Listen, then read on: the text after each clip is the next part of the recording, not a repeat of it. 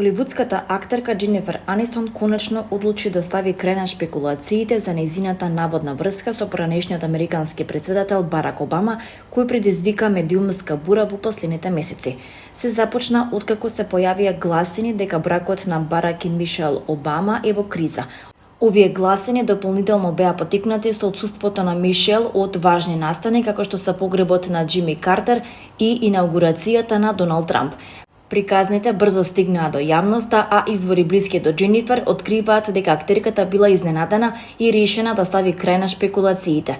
Дженифер особено била погодена од фактот дека овие приказни може да и наштетат на Мишел. Актерката, која и самата помина низ слични ситуации за време на разводот со Бред Пит, разбира колку може да биде болно ваквото зборување. Джен знае колку може да бидат штетни ваквите гласини. Таа се уште не разбира како луѓето дури и доаѓаат до вакви идеи, рекол еден од нејзините пријатели. Според извори блиски до Обама, Барак и Мишел веќе некое време живеат одвоено, иако разводот се уште не е официјално објавен. Очигледно и двајцата се подготвени да продолжат понатаму, но сака да го направат тоа достоинствено и без медиумско внимание. Токму поради ова Дженифер жестоко ги демантираше овие гласини, објаснувајќи дека само еднаш се сретнала со поранешниот претседател. Во гостувањето кај Џими Кимел таа се насмеа од приказните на таблоидите, велејќи дека изгледаат целосно апсурдни. Ја поздавам Мишел многу подобро отколку што го поздавам Барак, сето ова е смешно, не вреди да се лутиш, изјавила Анистон во емисијата. Озлогласениот рапер Шон Комс, познат како Диди, наводно покажал насилно однесување кон неговата поранешна девојка Ким Портер во еден ноќен клуб, според сведочењето на една личност во новиот документарен филм Падот на Диди. Според Мирор, инцидентот се случил додека Портер била на излегување со пријателките пред Диди да се појави во клубот. Новинарката Даниел Смит, која имала блиска врска со Портер, проговори за своето искуство. Го видов како се однесуваше кон Ким на начини кои беа навистина ужасни и злобни, рекла таа, додавајќи дека била длабоко потресена од настанот.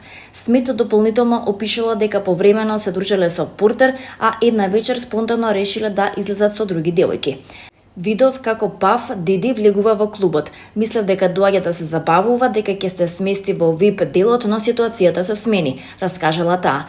Таа потоа детално го опишала наводниот инцидент што се случил по неговото пристигнување, истакнувајќи дека неговото однесување било крајно неприфатливо. Почна да ја вика дека треба да биде дома, а не надвор. Потоа ја зграбчи чантата и буквално ја преврте наопаку. Ја испразни пред сите. Бев шокирана, луѓето прават вакви работи за да ве засрамат, да се почувствувате безвредно и да ве исплашат. Никогаш не сум видела да ја удрил, но како што сите знаеме, тоа не е единствената форма на насилство, изјавила таа. Да подсетиме, Диди и Ким Портер имаа долга и нестабилна врска што траеше од 1994 до 2007 година со повеќе прекини и повторни смирувања. Од нивната врска произлегува 3 деца. Портер почина во 2018 година на 47 годишна возраст.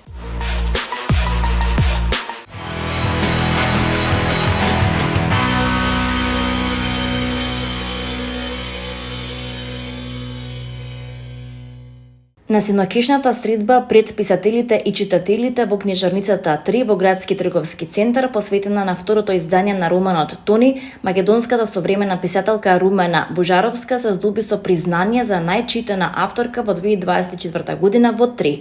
Со книгите Чкртки, Осмица, Не одам никаде, Мојот маж, Господ па Америка и Тони, Румена е најчитаната авторка во издавачки центар 3, со продадени над 4000 примероци во текот на изминатата година, информираат од издавачкиот центар.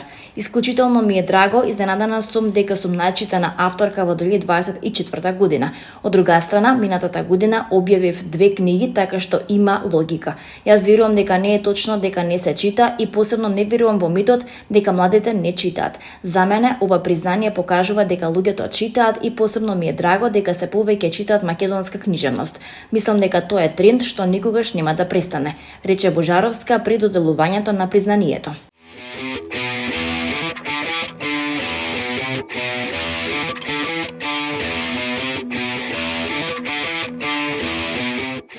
Денеска од 20 часот во Театар Комедија ќе се изведе премиерата на представата "Да живее Долна Дупка", чиј автор и режисер е доајенот на македонските филм и театар Коле Ангеловски.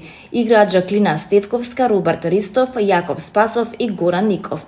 Сценографијата е на Илина Ангеловска, костимите на Марија Ѓоргиевска, а музиката на Оливер Митковски. Првата реприза е на 30 јануари во Театар Комедија. Инаку Никола Ангеловски Коле е филмски, телевизиски и театарски актер, режисер, сценарист и драматург. Дипломирал актерство на Академијата за театар, филм, радио и телевизија во Белград, а од 67 година до пензионирањето работеше во Драмскиот театар во Скопје.